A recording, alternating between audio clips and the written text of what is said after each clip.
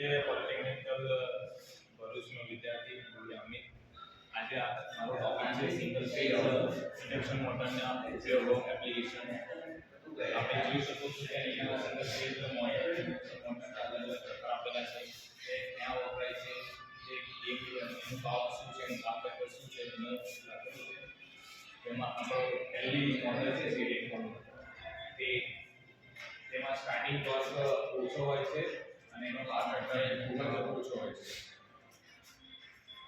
એનો ઉપયોગ coil motor, tape recorder, fan, head drive વગેરેમાં થાય છે. પછી બીજી મોટર છે આપણી resistance start induction run motor. એમાં ટોર્ક હોય છે તે સ્ટેન્ડર્ડ પુલ મોટર કરતાં થોડું વધારે હોય છે. એનો પાવર ફેક્ટર નબળો હોય છે.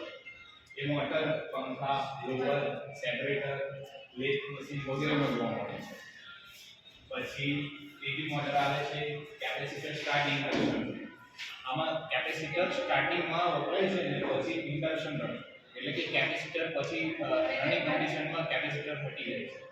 એમાં ઉચ્ચ સ્ટાર્ટિંગ ટોર્ક એનો સારો હોય છે અને એનો પાવર ફેક્ટર નબળો હોય છે. એ ડ્રીલ મશીન, સેન્ટ્રીફ્યુગલ પંપ અને ગ્રાઇન્ડર વગેરે જેવા એપ્લિકેશનમાં જોવા મળે છે. એના પછી આવે છે capacitor start capacitor single value. આમાં એક કેપેસિટર પરમેનન્ટલી લગાવેલું હોય છે, તેમાં સેન્ટ્રીફ્યુગલ સ્વિચ હોતી નથી. આનો સ્ટાર્ટિંગ ટોર્ક મધ્યમ હોય છે અને એનો પાવર ફેક્ટર સુધારેલો હોય છે, એનો સારો હોય છે.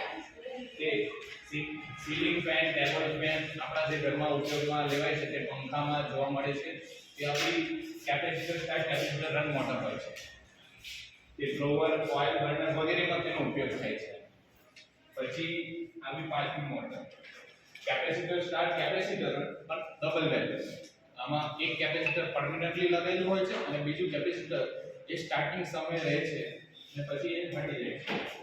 એનો સ્ટાર્ટિંગ ટોર્ક બધાથી વધારે ઉચ્ચ સ્ટાર્ટિંગ ટોર્ક રહે છે અને એનો પાવર ફેક્ટર પણ સારો રહે છે.